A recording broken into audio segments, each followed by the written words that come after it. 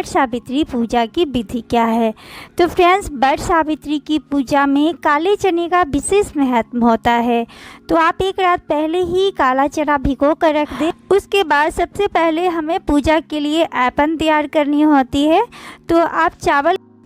जय श्री कृष्णा फ्रेंड्स, राधे राधे। कैसे हैं आप सभी, और मेरी सभी बहनों को आने वाली वट सावित्री पूजा की बहुत सारी शुभकामनाएं। माता रानी आप सभी की मुरादें पूरी करे। तो आज की इस वीडियो में मैं आप लोगों से बात करने वाली हूँ वट सावित्री व्रत के बारे में। वट सावित्री का व्रत आने वाला है। ऐसे में हमारी बहुत सारी बहनें हैं जिनको इस व्रत के बारे में बहुत सारी चीज़ें पता नहीं होती है।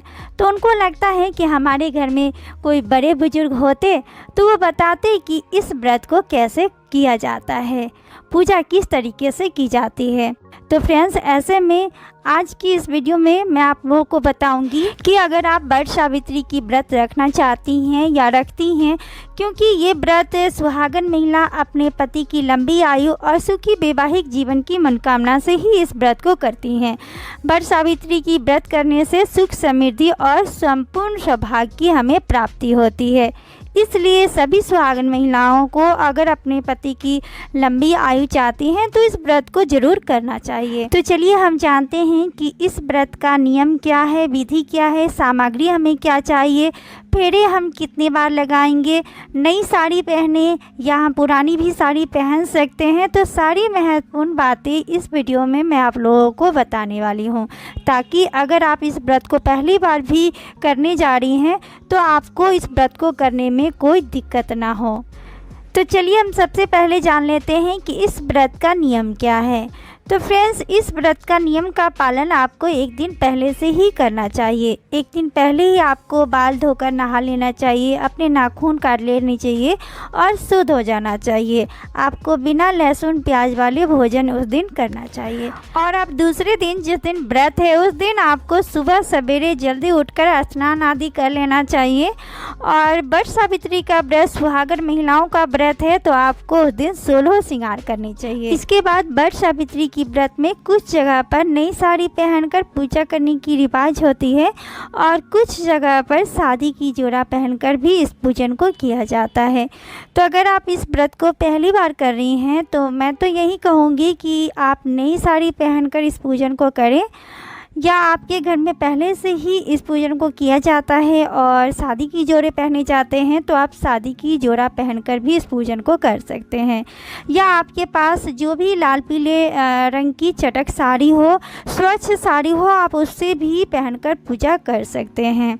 उसके बाद आप दोनों हाथ में एक दिन पहले ही मेहंदी लगा ले, पैरों में महावर लगा ले और नाक से लेकर मांग तक सिंदूर लगाए। आपके पास अगर मांग टीका हो तो इस पूजन में आप मांग टीका जरूर पहने, क्योंकि मांग टीका हमारे सुहाग की निशानी होती है और हमें 16 श्रृंगार करके उस दिन पूजन करना चाहिए।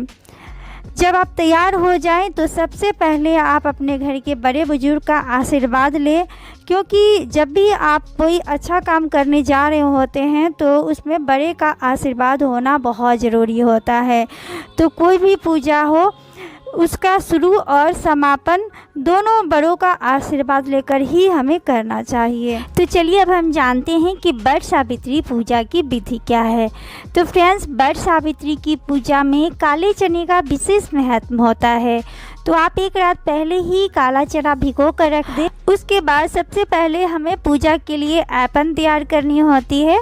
तो आप चावल के आटे में थोड़ी सी हल्दी मिलाकर, पानी मिलाकर ऐपन तैयार कर लें। तो ऐपन तैयार हो जाएगा, या आप रात को एक मोटी चावल भिगो कर रख दें, उस पर थोड़ी सी हल्दी मिलाकर आप पीस लें। इसका भी ऐपन तैयार हो जाता है। इसके बाद हमें आवश्यकता होगी धूप, फूल, रोली, सिंदूर। उसके बाद हमें 5 प्रकार की फल की भी आवश्यकता होगी। वट सावित्री की पूजा में वट वृक्ष को आम लेकर जल सींचा जाता है, तो इसमें आम की भी आपको आवश्यकता होगी। उसके बाद इसमें कच्चे सूते की ज़रूरत होगी। कच्चा सूता से माला भी बनाई जाती है और कच्चा सूता से बरगद के पेड़ की परिक्रमा करते हुए लपेटी जाती है।